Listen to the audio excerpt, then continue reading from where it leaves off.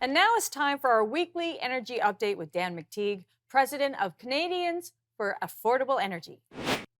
Well, thank you very much for that, Julie. And the first week of July, and boy, what a week it was for energy and gas prices and diesel prices across Canada.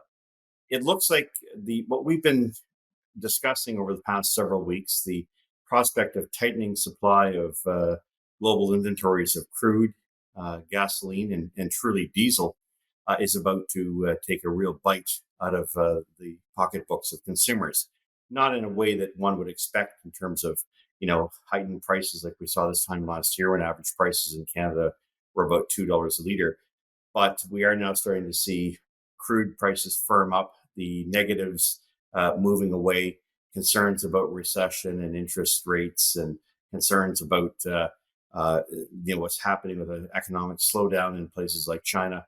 The reality is that the United States can no longer use by law anymore or draw from its strategic petroleum reserve. It has to begin replenishing that.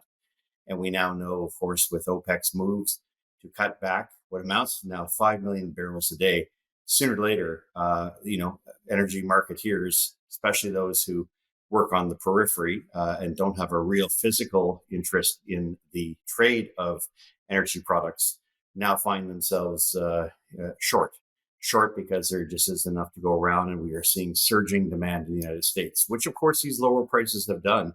And that means that if you look at the Energy Information Agency, the United States Department of Energy, saying last month they would see prices that would actually go down as a result of what's happening in the markets. But most importantly, they noted that demand for the month of April, or a couple of months behind, surged to record levels. So really, we're looking at a scenario here in Canada playing out where, like the last week, with a second carbon taxes being imposed on Atlantic Canada, and of course, adjustment on the first carbon tax, Nova Scotia, for instance, saw net increases of about 23 cents a litre.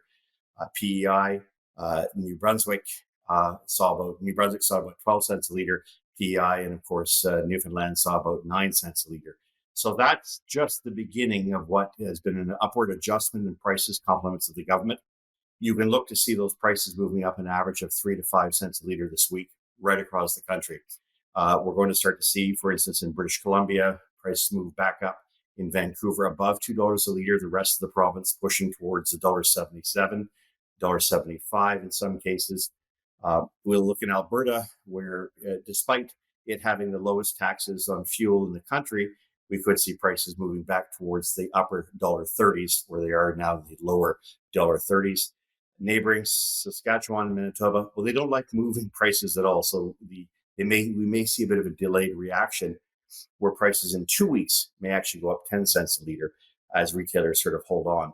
Ontario, where prices are hugging $1.59, look for those prices to be a little closer to $1.63, maybe even $1.65, with, of course, Quebec having the benefit of its own cap and trade system with only a 10-cent tax, whereas the rest of us are paying a little closer to about 16. Montreal, Quebec City will be in the range of about $1.75 a litre for gasoline. Quebec City a little higher at $1.77, $1.78, which of course brings us back to Atlantic Canada, where there's been a lot of controversy over why one province decided to add the cap and trade, or in this case, the full effect of the clean fuel standard. And the answer is very simple. There's only one refinery supplying all of Atlantic Canada. Yes, there's other suppliers that they may bring in from time to time, but the markets, as I mentioned earlier, were very tight. Irving, which gets most of its oil from the Middle East, with lower emissions to begin with, compared to, say, stuff you get from the United States, or even if they can get it from Canada, means that there isn't a lot of wiggle room in terms of emissions reductions. They've simply gone to the cap and trade market, which is about 24 cents a gallon in the United States, which works out to 8 cents a litre, which is precisely what New Brunswick did. I'm noting a lot of political opportunism, certainly by Liberals. Look, the buck stops with the Liberal Party, federal Liberal Party. They imposed the first and the second carbon tax, and that's the reason prices are going through the roof, and they're going to go much higher. The Parliamentary Budget Officer confirmed what we said at Canadians for Affordable Energy. You can see all of that at affordableenergy.ca, that in fact, these regressive taxes would take a significant bite, especially out of the poorest parts of this country, which happens to be Atlantic Canada.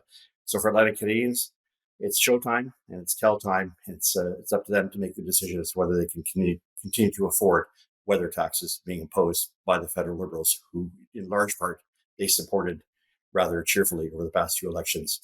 Julie, that's it for this week. Let's talk next week when prices go a little higher. Thanks for that, Dan. That was Dan McTeague, president of Canadians for Affordable Energy.